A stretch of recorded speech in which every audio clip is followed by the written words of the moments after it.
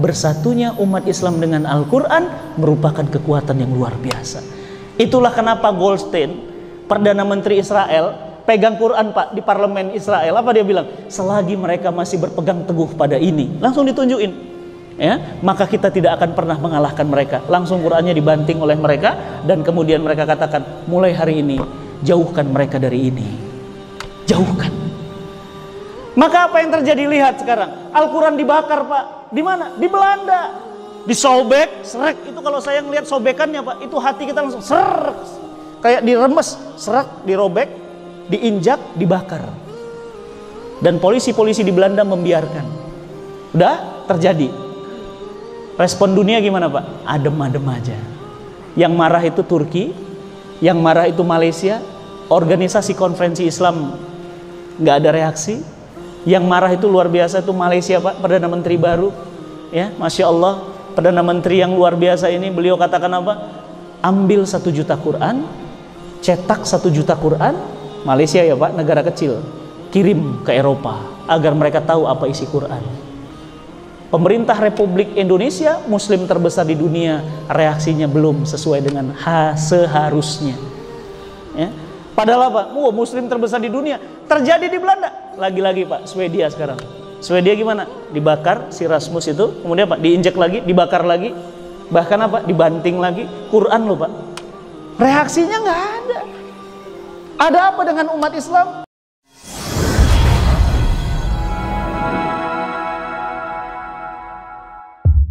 Sholat jenazah. Mau sholat jenazah, baca YouTube dulu. Ketik Google, tata cara sholat jenazah. Banyak orang Islam nggak ngerti mandi junub. Berhubungan sama istri tapi nggak pernah mandi junub.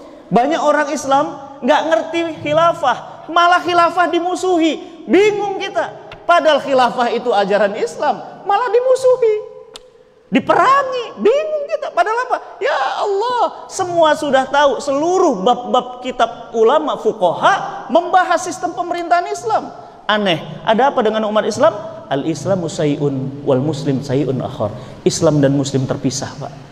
Maka kalau ada nikah, jamaah laki-laki sebelah sini, jamaah perempuan sebelah sini, marah dia Pak. Ini nikah apa sih? Ini masjid apa pernikahan? Kok ribet ya? Saya bilang, Pak, mohon izin Pak, memang majelis pernikahan di dalam Islam seperti itu. Yang namanya majelis pernikahan itu majelis ibadah. Dia itu infisol, laki-laki dan perempuan. Wah Pak, marah dia. Ini ribet. Ribet gimana Pak? Ya kita mau ketemu sama istri gimana? Ya gampang, tinggal WA aja. Gimana Mi? Udah siap? Yuk, udah selesai. Apa susahnya? Kok malah Islamnya yang dimusuhi? Jadi hari ini kita melihat umat Islam anti dengan Islamnya. Umat Islam bahkan memerangi ajaran Islam sendiri. Coba, kadang-kadang kita mikir Pak ya, ada seorang profesor muda, wanita lagi, berjilbab lagi, namanya Profesor Siti Musdah Mulia. Dia mengatakan apa? LGBT itu boleh dalam Islam. Tidak ada yang melarang satu dalil pun tentang LGBT itu. Laki-laki suka laki-laki, perempuan suka laki-laki, laki-laki yang suka perempuan plus saat yang sama juga suka laki-laki, itu tidak dilarang. Yang penting takwa. Dan gara-gara disertasi beliau tentang ini, beliau dapat dana dari USAID miliaran Pak. Profesor muslimah bahkan mengatakan LGBT itu halal. Kalau kita yang mungkin pendidikannya masih nanggung-nanggung, dia profesor, bisa katakan seperti itu. Bayangkan betapa proyek menjauhkan Islam dan kaum muslimin ini terus digencarkan. Maka apa yang terjadi? Pertama, umat Islam nggak bisa baca Quran. Insya Allah. Bayangkan kita nggak bisa baca Quran berarti apa? Kayak orang nggak bisa baca GPS, kayak orang tersesat Pak di hutan. Bayangkan ada kompas, punya kompas, pegang kompas, tapi nggak bisa baca kompas. Sama kayak saya Pak, saya nggak bisa baca kompas, nggak ngerti. Bapak kasih saya kompas, tersesat di hutan. Ujung-ujungnya apa? Kompasnya dikantongin, nanya sama orang, Pak ini kemana Pak? Padahal kompas ada di kantongnya. Padahal Al-Quran ada di tangannya. Tapi mereka menjadi umat yang lemah. Lihat, mari kita lihat 1400 tahun yang lalu. Bapak Ibu yang dirahmati Allah, insya Allah semuanya akan pernah haji dan umrah, amin. Kalau Bapak Ibu umroh, lihat kota Madinah Pak, kecil. Tapi kota Madinah yang kecil ini pernah mengalahkan Persia yang luasnya 7,5 juta kilometer. Bayangkan 7,5 juta itu sebesar apa? Saya bandingin dengan Indonesia. Indonesia berapa besarnya Bapak Ibu? Ada orang Indonesia di sini? Ada ya? Berapa luasnya Pak? Sekitar 2 juta kilometer. Jadi dari Sabang sampai Merauke itu 2 juta kilometer. Bagaimana simulasinya? Begini Pak, Bapak naik pesawat dari Aceh ke Jakarta itu 3 jam. Bayangkan besarnya Indonesia, 3 jam ya, karena saya lahir dan besar di Medan. Kalau Jakarta Medan tuh 2 jam ya, tambah Aceh 1 jam. Kalau total direct flight sekitar 3 jam sampai Jakarta.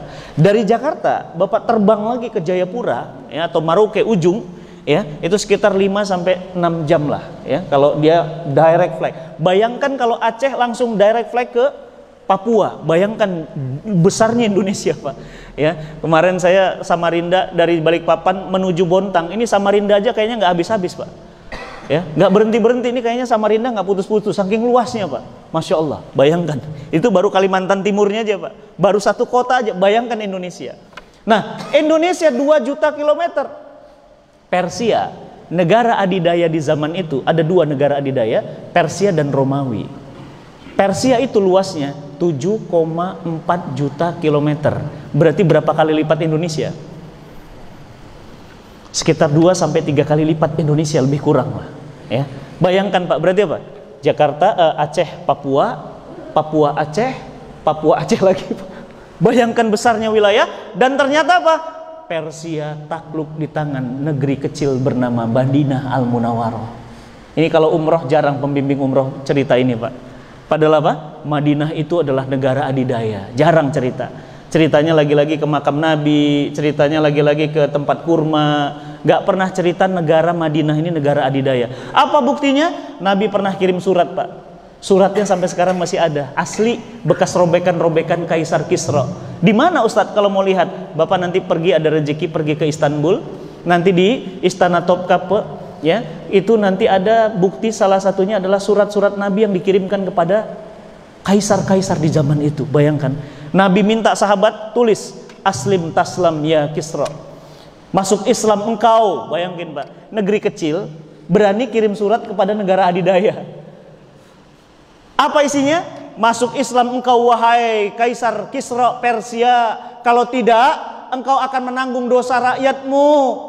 Dan di akhirnya ditulis Ahmad Muhammad dengan cincin Nabi menjadi stempelnya. Di stempel Pak, dikirim suratnya.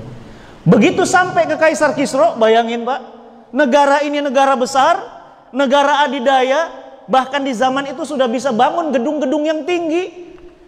Madinah ini negara baru, kepala negaranya adalah orang yang hijrah dari Mekah. Bayangkan, sampai surat tiba-tiba suruh masuk Islam. Kira-kira kalau Bapak jadi kaisar diapain Pak? Dan benar, beliau merobek-robek surat Nabi. Habis Pak. Apa katanya? Ini surat sampah. Utusan Nabi, sahabat Nabi, dipenggal lehernya, suratnya kemudian dibuang lagi, disuruh pulangkan bawa ke Madinah. Apa yang terjadi? Dikirim pasukan. Apa kata Nabi SAW ketika suratnya diterima dalam keadaan sobekan-sobekan? Allah akan merobek-robek kerajaannya. Dan benar Pak, setelah kemudian Islam berkuasa di zaman Nabi dan zaman Abu Bakar Siddiq, Utsman bin Affan, Umar dan seterusnya, maka apa yang terjadi? Kaisar Kisra tertakluk dengan Roma, dan Kisra seluruh wilayahnya masuk Islam. Takluk dengan negara kecil. Bayangkan, negara kecil bisa naklukin 7,5 juta, itu berarti apa Pak? Powerful negaranya, nggak main-main. Bukan cuma Kisra, Nabi juga buat surat yang sama, diambil lagi surat, ditulis lagi, aslim taslam ya Heraklius, masuk Islam engkau wahai Heraklius. Suratnya masih ada sekarang, fontnya ada, tapi bukan Nabi yang nulis, para sahabat yang menulis. Kemudian dikatakan masuk Islam engkau wahai Heraklius. Responnya beda Pak, karena Heraklius ini Nasrani dan Nasraninya tulen. Begitu baca surat dan dia baru menang perang, turun Quran surat Ar-Rum. Masya Allah ya, saya merinding Pak. Sampai ada Quran khusus menjelaskan tentang bangsa Romawi. Kenapa? Saking hebatnya bangsa Romawi, saking dahsyatnya, Romawi mampu mengalahkan Persia. Karena waktu itu dua negara ini perang Pak. Sama kayak sekarang Ukraina ya, sama Rusia atau Cina sama Amerika. Kita cuma bisa nonton Pak. Kenapa? Karena dua negara besar perang. Siapa memenangkan peperangan? Romawi. Romawi mengalahkan Persia. Bayangin, baru menang perang, lagi bangga-bangganya, lagi jaya-jayanya, dapat surat dari negara yang kecil baru berdiri. Apa suratnya? Masuk Islam engkau wahai Heraklius. Kalau tidak engkau akan menanggung dosa rakyatmu. Apa yang terjadi, Pak? Beda respon, nggak dirobek, Pak. Kenapa? Dilihat stempelnya, Ahmad Muhammad. Apa dia bilang? Pendeta, sini. Ini Ahmad. Saya kayak pernah dengar nama ini. Apa kata pendetanya, Pak? Masya Allah ya. Benar, wahai Kaisar. Itu adalah Nabi akhir zaman setelah Isa Al-Masih. Allahumma shalli wa sallim wa barik ala sayyidina Muhammadin wa ala alihi. Ini adalah Nabi terakhir akhir zaman. Mengakui, Pak. Wahai pendeta, tolong bawa dia ke kakiku dan aku akan mencium kakinya, aku akan membersihkan kakinya, dan kita semua akan pindah ke agama barunya karena dia adalah risalah terbaru yang sempurna. Tunggu, wahai Kaisar. Pendetanya beda, Pak. Takut kehilangan masa. Jadi takut kehilangan masa itu bukan hanya sekarang ya, Pak. Dari dulu juga sudah begitu. Apa katanya? Kaisar, kita ini negara baru menang perang. Persia takluk di tangan kita. Apa kata dunia kalau Madinah harus kita kemudian taati, tunduk, patuh? Kita ini negara besar, adidaya, juara dunia satu-satunya. Apa kata Kaisar Heraklius? Baik, kalau begitu bagaimana pendapatmu? Menurutku jangan. Kirim aja pasukan untuk menguji seperti apa kehebatan bangsa Madinah. Akhirnya dikirim pasukan, Pak. Terjadilah perang antara 250.000 pasukan Romawi, bayangin Pak, 250.000 pasukan Romawi dengan 4.000 ya, atau 45.000 dalam beberapa riwayat dikatakan apa? Pasukan kaum muslimin. Kira-kira yang menang siapa, Pak? Harusnya Romawi. Kenapa? Udah ratusan ribu Romawi lagi. Orang Persia aja kalah, apalagi cuma Madinah.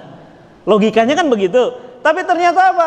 Pimpinan pasukan perangnya seorang mu'allaf bernama Khalid bin Walid, yang digelari apa? Saifullah, pedangnya Allah. Masya Allah. Perang terjadi, pasukan Romawi hancur berkeping-keping, Pak. Langsung pulang ke kampungnya, kalah tertunduk. Berarti pemenang Piala Dunia, peradaban dunia itu siapa berarti? Maroko, betul. Madinah. Berarti Persia lawan Romawi, yang menang Romawi, kan gitu. Sekarang Romawi lawan Madinah, yang menang Madinah. Berarti sebenarnya pemimpin peradaban dunia di zaman itu Madinah Al-Munawwarah. Kecil memang. Bapak kalau umroh, Pak, naik sepeda aja keliling Madinah mah habis, Pak. Kecil. Bahkan Gus Dur almarhum sampai katakan apa? Madinah itu bukan negara, itu RT RW. Kenapa? Saking kecilnya, Pak. Nah, pertanyaannya, apa yang membuat Madinah kecil, kota kecil bernama Madinah, mampu mengalahkan Bizantium Persia? Bizantium, bayangin, Pak. Bizantium Persia dan Romawi. Apakah rahasianya ada Nabi SAW? Bukan. Kenapa? Buktinya ketika Nabi wafat, wilayahnya makin luas. Abu Bakar memperluas wilayah. Abu Bakar wafat radhiyallahu an, diganti oleh Umar, wilayahnya makin luas. Berarti rahasianya apa? Bukan Nabi, rahasianya adalah Al-Quran. Ini rahasianya. Berarti Ustadz, tadi umat Islam 74% gak bisa baca Quran, umat Islam jadi begini. Yap. Berarti dulu umat Islam bisa seperti itu karena begitu. Yap. Berarti rahasianya apa? Bersatunya umat Islam dengan Al-Quran merupakan kekuatan yang luar biasa. Itulah kenapa Goldstein, Perdana Menteri Israel, pegang Quran, Pak, di parlemen Israel. Apa dia bilang? Selagi mereka masih berpegang teguh pada ini, langsung ditunjukin, ya, maka kita tidak akan pernah mengalahkan mereka. Langsung Qurannya dibanting oleh mereka, dan kemudian mereka katakan, mulai hari ini jauhkan mereka dari ini, jauhkan. Maka apa yang terjadi? Lihat sekarang, Al-Quran dibakar, Pak. Di mana? Di Belanda. Disobek, serek. Itu kalau saya ngelihat sobekannya, Pak, itu hati kita langsung serek.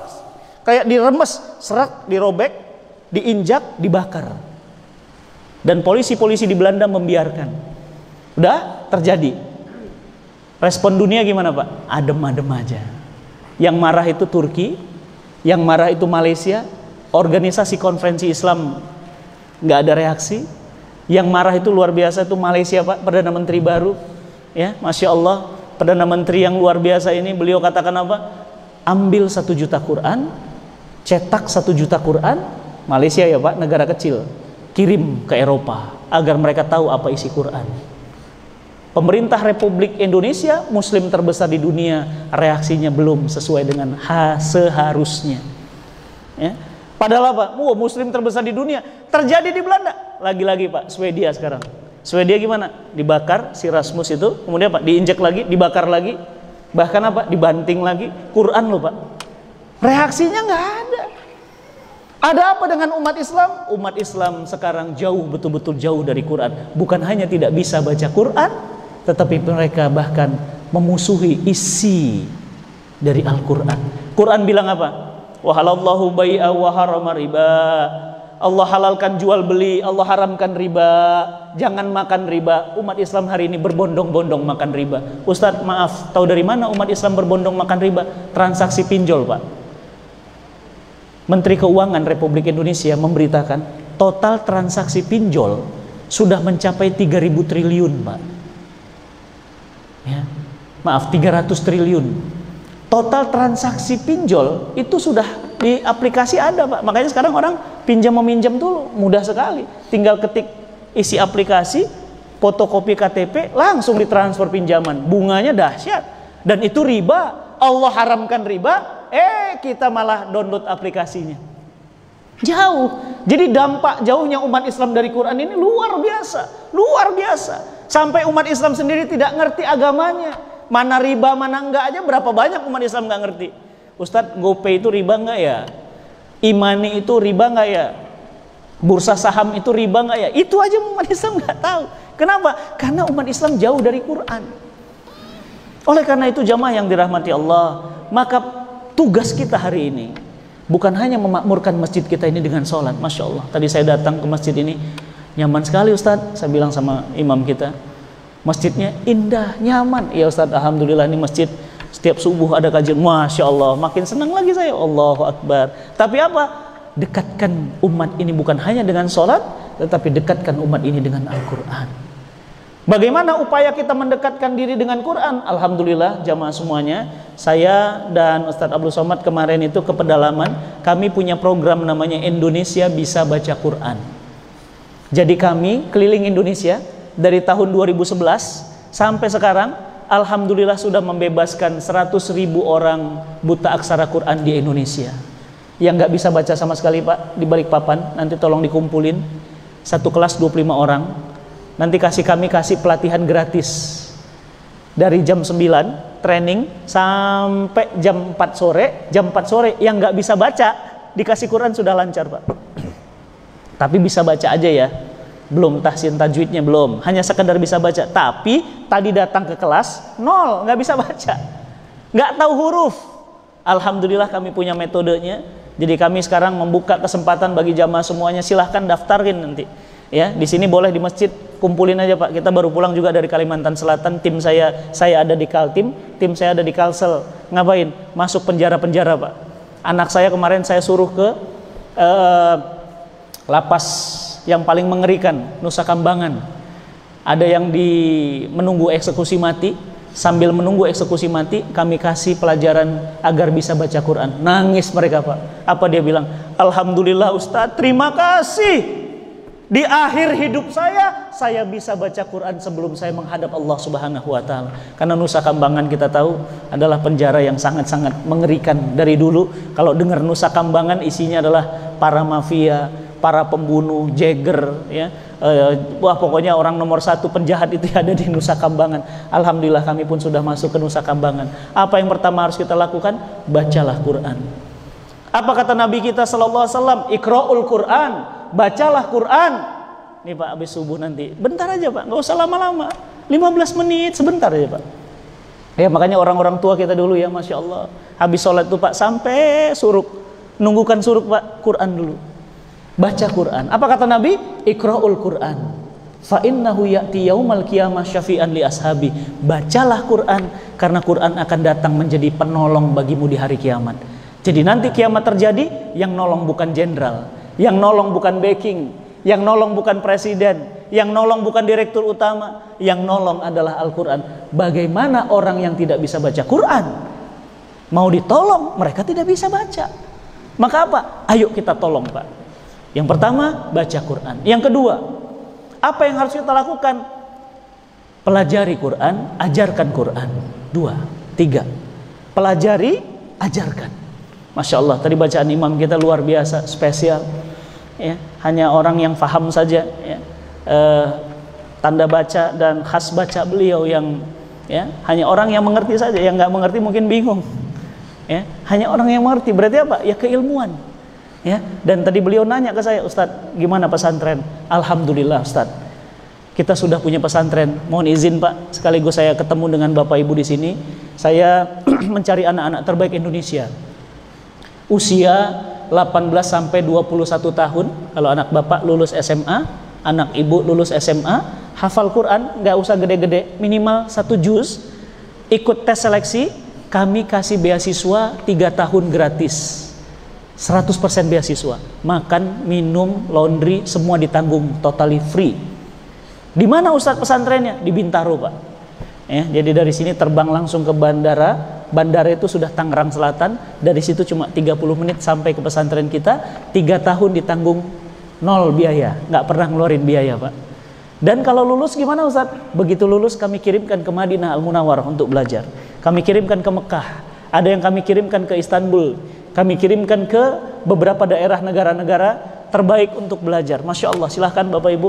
Bagaimana cara daftarnya, Ustadz? Silahkan kunjungi websitenya Cinta Quran Center, ya, .com, atau kita lihat di Instagram, ada Instagram bagi yang sudah punya sosial media, atau Facebook boleh, ya, Cinta Quran Center. Insya Allah nanti di sana ada syarat-syarat pendaftarannya. Apa yang harus kita lakukan setelah membaca, mempelajari, mengajarkan? Yang keempat apa? Menghafalkan. Alhamdulillah anak-anak kita di sana, Pak, luar biasa, Pak. Usianya muda, 18 sampai 21. Jadi otak tuh lagi terang-terangnya, lagi cerdas-cerdasnya, Masya Allah, luar biasa, Pak. Santri kita itu rata-rata 30 juz itu hafal semua, padahal masuknya tadi cuma 1 juz. Kurang dari 3 tahun mereka sudah 30 juz. Dan mutkin itu itkon, artinya apa? Hafalannya lengket, Pak. Jadi Bapak tinggal tes aja, mereka langsung bisa tahu itu surah keberapa, ayat keberapa, letaknya di mana. Masya Allah. Jadi ini anak-anak terbaik. Nah, dari Kalimantan Timur ini jumlahnya masih kurang. Makanya saya datang ke sini salah satunya pingin mohon izin mengambil anak-anak terbaik di rumah kita untuk kami didik di pesantren kami. Berapa jumlah santri sekarang? Santri sekarang alhamdulillah ada 150 orang santri. Dan mereka 100 ikhwan, 50 akhwat, ya. Hafalkan Quran. Yang kelima apa? Fahami Quran. Sudah baca, sudah ajarkan, sudah pelajari, sudah hafalkan, ya apa gunanya nggak difahami? Fahami Quran. Bagaimana memahami Quran? Kajian tadabbur, saya yakin di sini pasti ada. Kajian tafsir, kajian tadabbur. Untuk apa? Memahami setiap ayat-ayatnya. Karena bahasa Quran ini bahasa Arab, dan bahasa Quran ini dalam sekali, Pak. Kadang satu kata itu bisa beragam makna, beragam bahasa. Masya Allah, luar biasa, ya. Yang dilakukan apa? Yang kelima, memahami Quran. Yang keenam apa? Mengamalkan. Nah, ini yang berat. Ini berat, Pak. Kenapa? Karena membaca, memahami sudah dilakukan, tapi melaksanakan itu paling berat, Pak. Quran bilang apa? Sholat. Berapa banyak umat Islam yang nggak sholat?